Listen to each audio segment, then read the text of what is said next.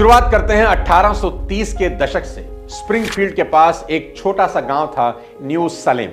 वहीं रहता था एक ईमानदार, सादगी से भरा लेकिन सपनों से लबालब एक नौजवान अब्राहम लिंकन। और यहां उनकी मुलाकात होती है एक खूबसूरत लड़की एन रूटलेज से। एन एक स्थानीय सराय मालिक की बेटी थी। धीरे धीरे उनकी दोस्ती गहरी होती गई और दोस्ती ने मोहब्बत का रूप ले लिया।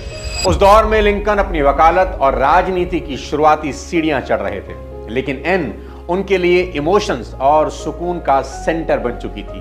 दोनों ने शादी करने का मन बनाया, पर एन के परिवार ने कहा पहले पढ़ाई पूरी करो, कुछ वक्त इंतजार करो, और लिंकन मान गए। उन्हें क्या पता था कि यह इंतजार उनकी जिंदगी को हमेशा के लिए बदल देगा।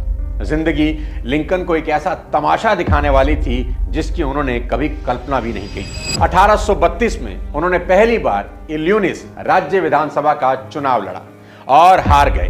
हार से हताश नहीं हुए, अगले ही साल 1833 में बिजनेस शुरू किया, लेकिन किस्मत ने फिर करवट ली।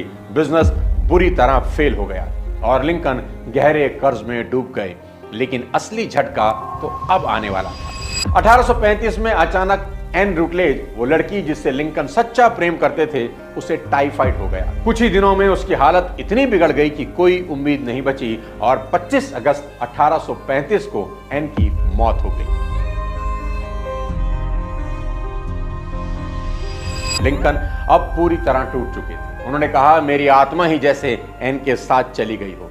दोस्तों ने बताया वो कई दिनों तक किसी से मिले तक नहीं, ना खाते थे ना बोलते थे, गहरे डिप्रेशन में डूब गए। डॉक्टरों ने इसे नर्वस ब्रेकडाउन कहा, क्योंकि वो मानसिक थकान, उदासी और अस्थिरता से गुजर रहे थे। उनके करीबी दोस्त ने बताया मैंने लिंकन को कई रातें रोते और एन की याद में बिखरते देखा। लेकिन यहां से असली कहानी शुरू होती है।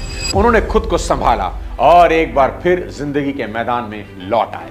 1838 में स्पीकर यानी विधानसभा अध्यक्ष बनने की कोशिश की और नतीजा फिर हारे।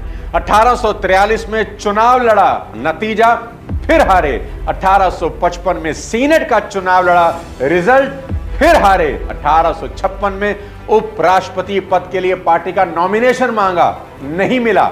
और 1858 में स्टीफन डगलस के खिलाफ सीनेट का चुनाव लड़ा। फेमस लिंकन डगलस डिबेट हुई, लेकिन नतीजा फिर हार। ऐसा लगता था जैसे किस्मत बार बार उन्हें धक्का दे रही थी, पर उन्होंने कभी गिरकर ठहरना नहीं सीखा, सिर्फ उठना सीखा था। पर इतना सब कुछ झेलने के बाद भी उस लोहे के जिगर जैसे इंसान ने अपनी हार को अपनी पहचान नहीं बनने दी, लेकिन झुके नहीं, टूटे नहीं, रुके नहीं, और आखिरकार कुदरत को मेहरबान होना ही पड़ा। 1860 में लगातार संघर्ष और पब्लिक सपोर्ट की बदौलत वो अमेरिका के 16वें राष्ट्रपति बन गए।